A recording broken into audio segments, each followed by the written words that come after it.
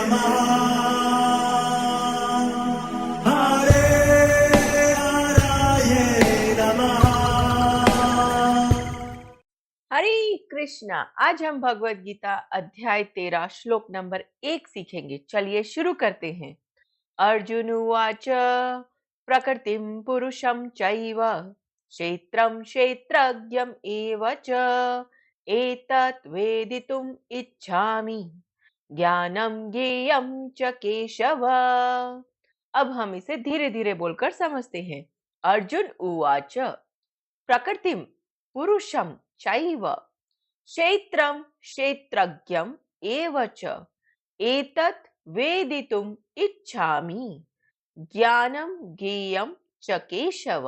अब हम इसे फिर से गाते हैं।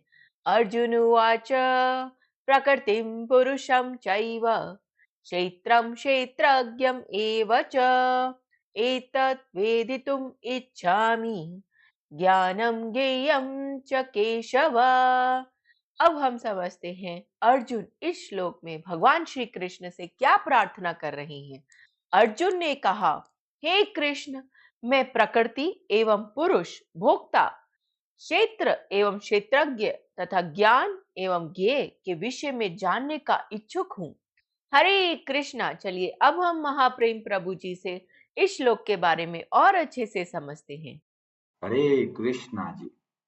भगवद गीता एक रहस्यमय ग्रंथ है।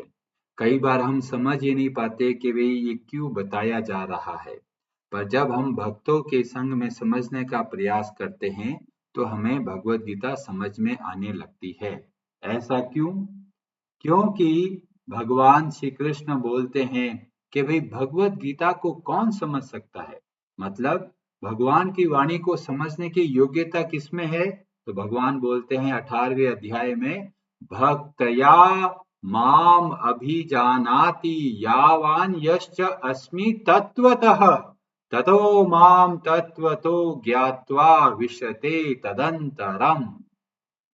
जो भक्ति के नियमों के पालन का प्रयास करते हैं, उन भक्तों के माध्यम से जब हम भगवत गीता को समझने का प्रयास करते हैं तब हमें भगवत गीता समझ में आने लगती है।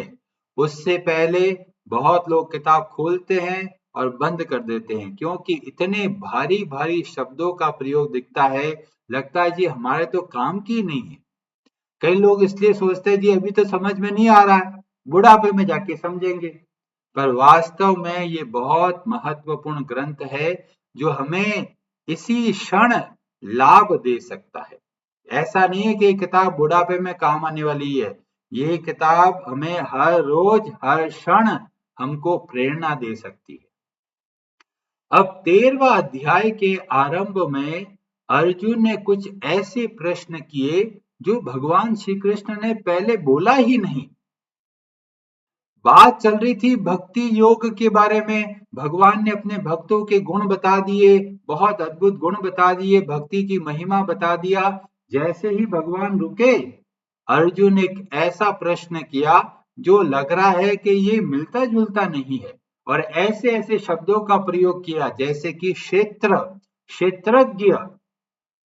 तो इससे हमें पता चलता है कि अर्जुन उस समय जो वैदिक सिविलाइजेशन, जो वैदिक सभ्यता थी, उसके अनुसार ऐसे शब्दों का प्रयोग होता था।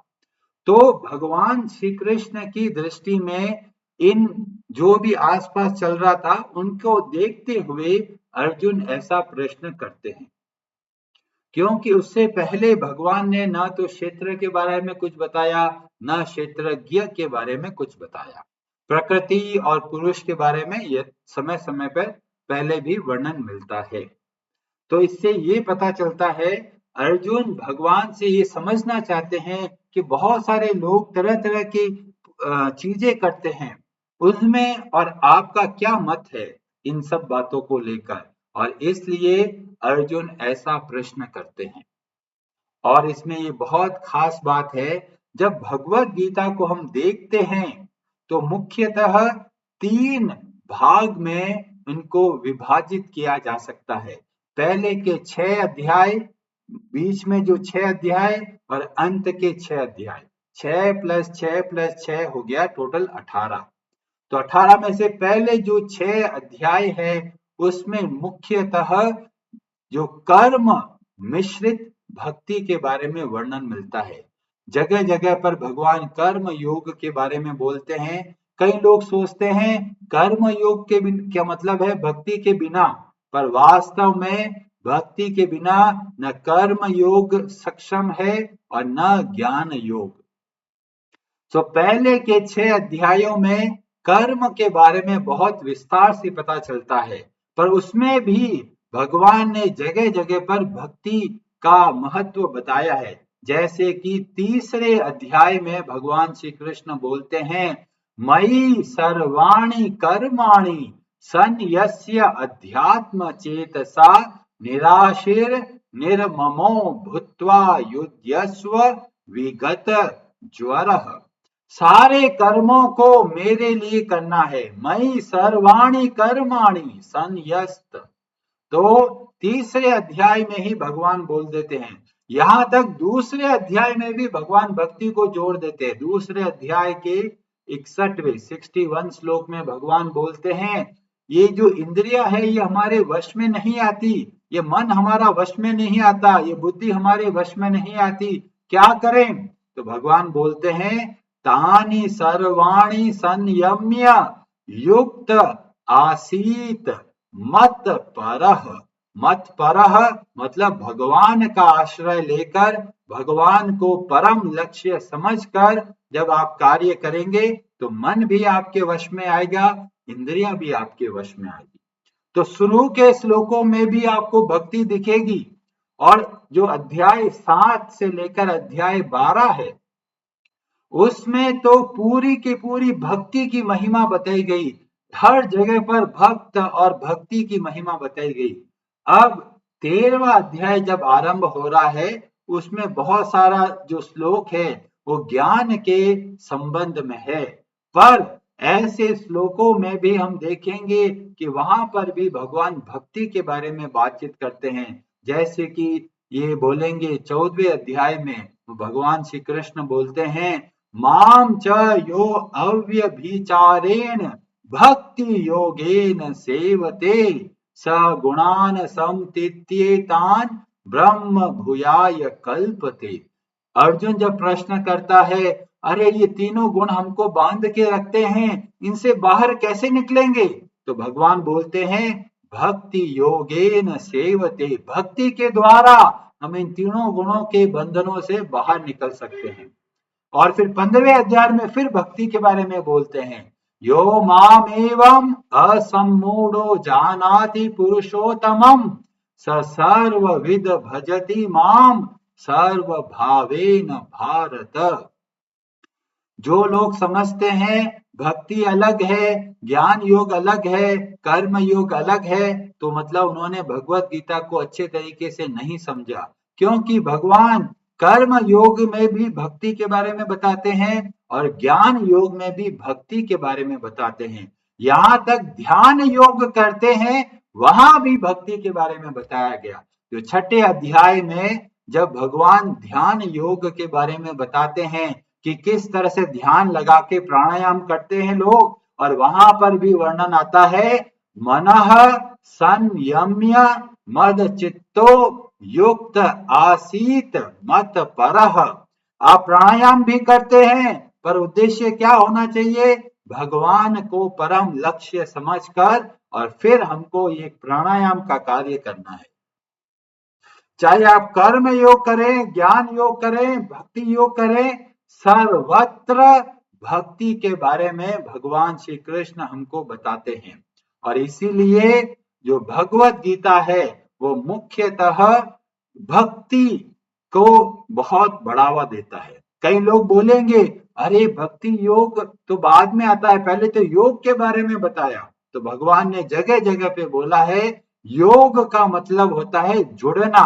मतलब जब आत्मा परमात्मा से जुड़ती है, जब हम भगवान से जुड़ते हैं, तब इसको बोलते हैं योग। कई लोग बोलते हैं, जी हम तो बहुत योगा करते हैं जी, योगा का मतलब वो केवल एक्सरसाइज से मतलब समझते हैं, पर वास्तव में योग का सही मतलब है हमको भगवान से जुड़ना है। कैसे जुड़े, क्या है वह विधि, उसको बोलते हैं योग।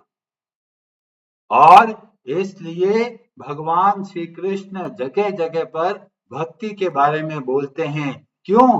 क्योंकि भक्ति के द्वारा ही हम भगवान को अच्छे से जुड़ सकते हैं, भगवान को अच्छे से समझ सकते हैं। इसलिए चाहे कोई भी मार्ग अपनाइए, भक्ति बहुत आवश्यक है। भक्ति को छोड़कर हम कभी भी प्रसन्न नहीं रह सकते, क्योंकि भक्ति के बिना हम भगवान को नहीं समझ सकते। और जब तक हम भगवान को नहीं समझेंगे, हम अपने आप को नहीं समझ पाएंगे। और जब हम अपने आप को नहीं समझ सकते, तो हम प्रसन्न नहीं रह सकते। कई लोग सोचते हैं हम तो ये हैं, हम तो स्त्री हैं, पुरुष हैं, हम ये शरीर है। भगवान बोलते हैं ये जो शरीर है वो नश्वर है, समय के साथ में खत्म हो जाएगा, पर हम सदैव रहते हैं। तो भगवत गीता इतना महत्वपूर्ण ग्रंथ है जो हमें हर क्षण बताता है हमको क्या करना है। हमारे जीवन में बहुत दुख आता है, चिंता आता है, भय आता है, बहुत पश्चाताप होता है। भगवत गीता हमारी मदद करते हैं कि कैसे हम इन अवगुणों से बाहर निकलकर सदैव प्रसन्न रह सकते हैं। तो भगवत गीता बहुत अद्भुत ग्रंथ है। बुढ़ापे के लिए मत रखिए, अति शीघ्र आरंभ कीजिए, हर रोज थोड़ा थोड़ा अध्ययन कीजिए, हर रोज समझिए कि भगवत गीता हमें क्या समझाती है। तो अध्याय 13 थोड़ा गंभीर बातें बताता है, तो घबराए नहीं, थोड़ा थोड़ा एक एक करके जब हम आराम से समझेंगे तो सब बातें हमको समझ में आएगी।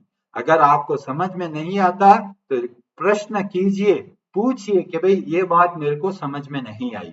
अर्जुन खुद इतने प्रश्न किए हैं भगवान से, जो भी चीज समझ में नहीं आई तुरंत प्रश्न किया। ऐसे ही हमें भी चाहिए कि अगर हमें समझ में नहीं आ रहा तो प्रश्न कीजिए, कैसे ये ज्ञान को हम अपने जीवन में उतार सकते हैं। और इस तरह से जब हम इसके लिए प्रयास करेंगे, तब हम भगवत गीता के जो उपदेश हैं उसको अपने जीवन में उतार सकते हैं और उतार कर जीवन का लाभ ले सकते हैं।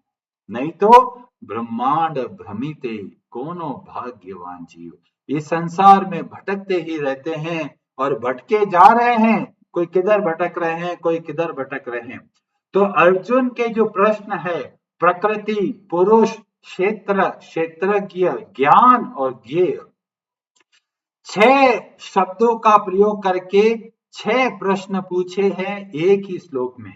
और इस आने वाले सारे श्लोक अध्याय 13 में पूरा का पूरा भगवान इन 6 प्रश्नों का उत्तर बहुत अच्छे तरीके से देते हैं और अच्छे से हमें समझाते हैं कि शरीर क्या है, आत्मा क्या है, प्रकृति क्या है और इस संसार में हमें कैसे कार्य करना है, किसको ज्ञान बोलते हैं और ज्ञान का लक्ष्य क्या होना चाहिए। ये सारी की सारी बातें हमें अध्याय 13 में समझने का अवसर मिलेगा। हरे कृष्णा जी। Hare